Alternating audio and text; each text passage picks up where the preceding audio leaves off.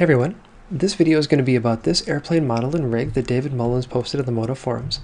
He posted this with a question regarding an issue that he ran into, and he did something very specific with the rig.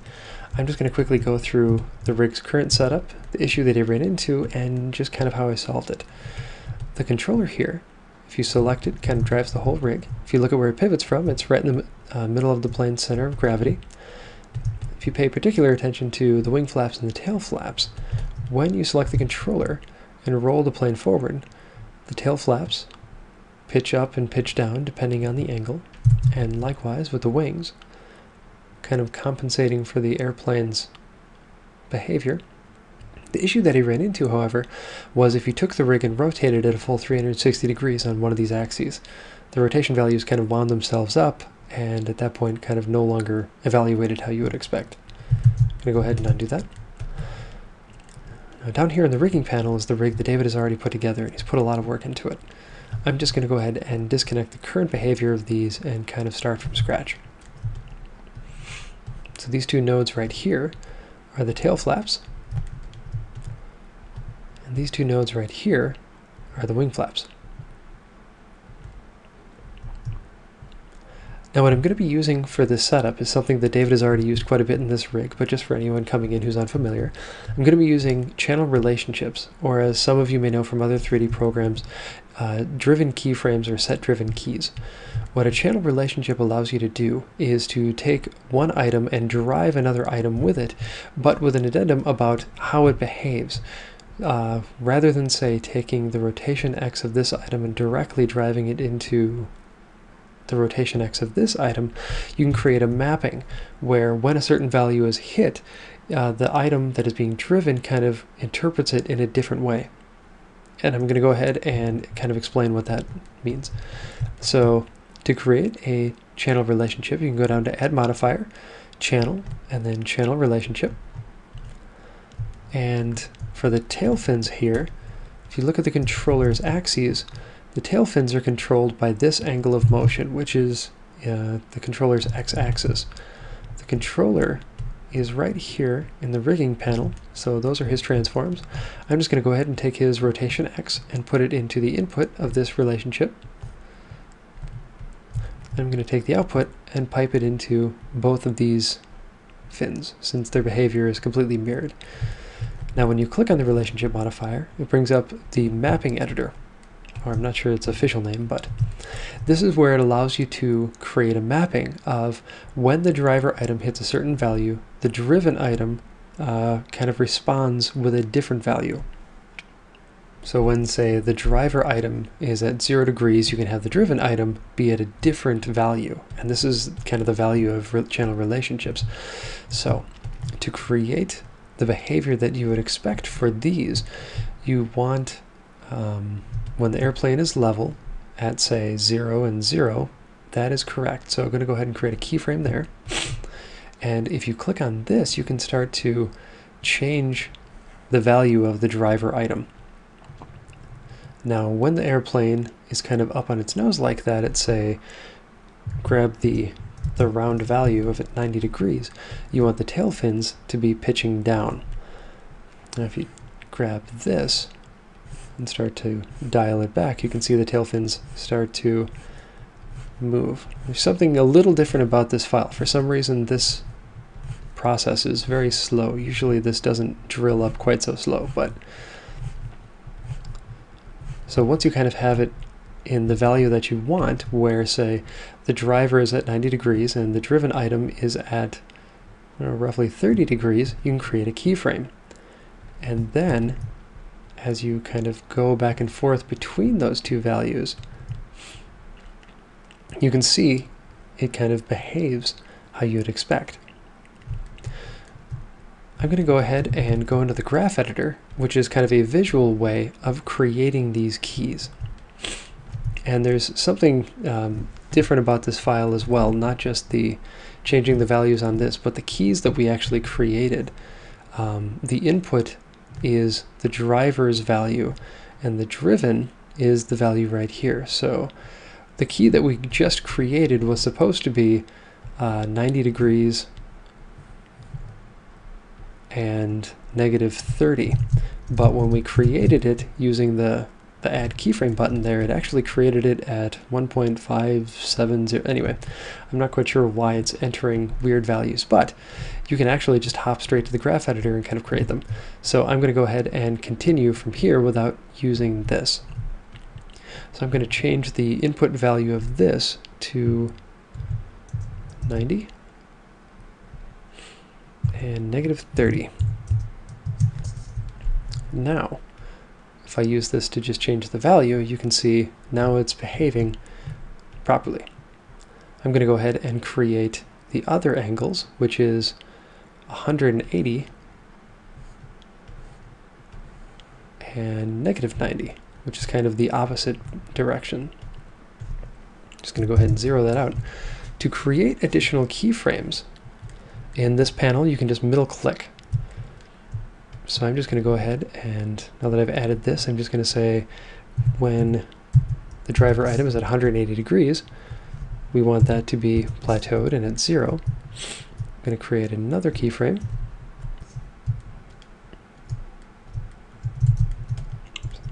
There we go. Create another keyframe, and this one is going to be at -90.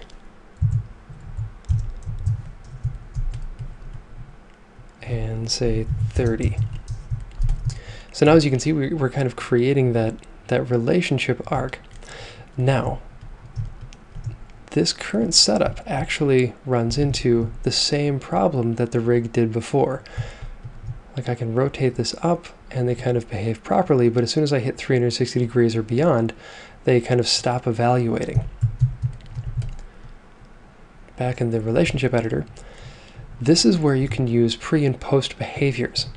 Modo right now only knows about this value. When the driver item hits -90, respond with 30 into the driven item. 0 and 0, 90, -30, and so on. So as soon as you kind of exceed or get outside these ranges, Modo stops evaluating, as you can see, into infinity. Now, what the pre and post behavior allow you to do is to tell Modo to continue this relationship kind of along the graph. So I'm going to go ahead and turn on oscillate for the pre behavior and oscillate for the post behavior. And you can see it started to continue that mapping, where when the input item is at -90 degrees, and so on and so forth, -360, it's going to continue driving the driver item based on, those values into infinity. Now, one of the issues that we currently have right now is we actually don't have a proper wave, because we've missed one of the values, which is 270. So I'm going to go ahead and create another keyframe, and then so to complete that arc in kind of the proper way, we're missing the key right here. So that's 270 and 30. And you can actually, interesting thing enough, you can actually delete, oops. Should not have clicked on that button. There we go. Not the delete key, but the backspace, or not the backspace key, but the delete key. You can actually delete those keyframes to kind of get a smoother arc. So now that I've done that, if you notice, you can wind that up. It flattens out when it's upside down. The tail fins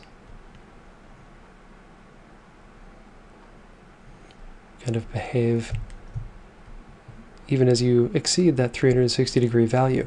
Now, if you wanted to change the angle at which these happen, because right now it's not very steep up until you hit 90 degrees, that's where you can grab these handles and let's see, try to find, there we go. So the handle that kind of controls where it's at right now is going to be in this region right here.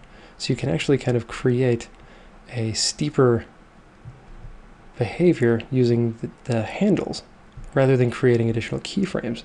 You can even kind of pull them up and down, but if you do that, you kind of break the tangency, as it were, of these. So you kind of want to just move these left and right, and this one you can kind of play around with a little bit more. Now, as it kind of pitches up, it drops its angle a little bit sooner than it was before. Now, the behavior for the front wings, or front wing flaps rather, are almost identical. I'm going to go ahead and create another channel relationship. And the controller's z-axis is what's going to control these. I'll go ahead and grab its z-axis and pipe it into the first flap, which is the left flap. I'm not going to put it into both flaps because it's actually, this one on the right is going to behave in the opposite manner. So I'm just going to tackle the first one. If I click on the relationship, I'm going to hop directly into the graph editor because this side of the plane also runs into that strange issue where you can't change these values very easily, and when you set keyframes, it's not actually setting them to the values that they should. But I'm going to go ahead and, right now the first key is at 0, 0. I'm going to go ahead and use the similar values that we did before, where when it hits 90 degrees, switch it to -30.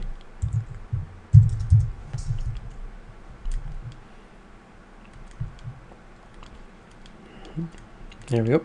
I'm going to go ahead and grab the controller and actually rotate it positive 90 degrees, and that is, yeah, that's the correct axis. I was just making sure that it wasn't actually pivoting in the wrong direction for the video. So let's see, 90, -30. I'm going to go ahead, middle click. There's my new keyframe. I'm going to go ahead and do -90. Oops.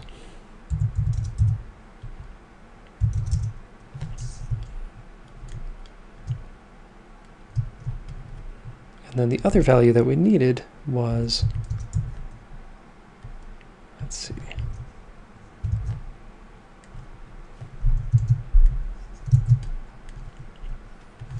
$270 and 30. All right, go ahead and delete those just to make it a smoother curve, and pull this one out so they kind of pitch down earlier, and you can see it's kind of already doing that.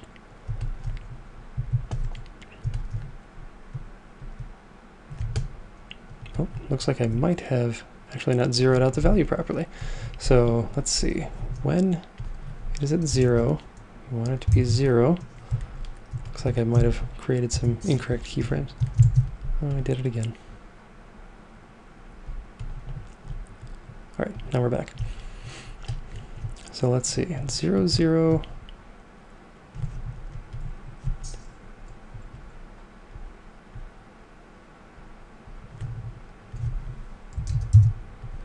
$90, -30, -90, 30. All right, now 180 and 0. Okay, so it looks like I might have just been playing around with the handles a little bit. Switch those back to auto. Okay, I'm going to go ahead and turn on the pre and post behavior, and now, oh, I see what I'm doing.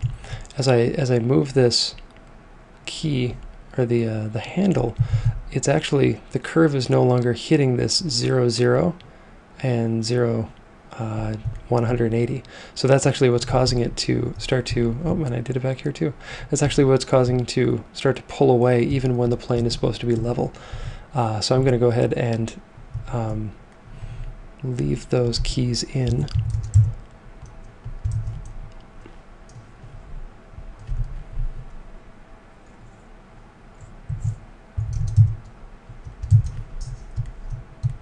Oops. Oh, 0, 0.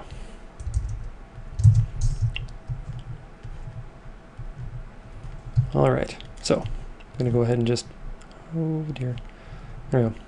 Go ahead and just set those to auto, and for the sake of the video, I'm not going to go ahead and monkey with any of the curves, although I will go ahead and go into these guys and edit their curves, just so that way it's working properly. All right, so The last thing that you have to do is just to take the value of this, multiply it by -1 to invert its behavior, and then send that value into the other flap, and looks like we have the behavior we want. The only thing that you might want to go into is monkey around with the tangents of those curves without having to create more keyframes, just to get that angle just right without having it kind of move away from its zero behavior when it's supposed to be level. So anyway, I hope all that helped. Thanks for watching.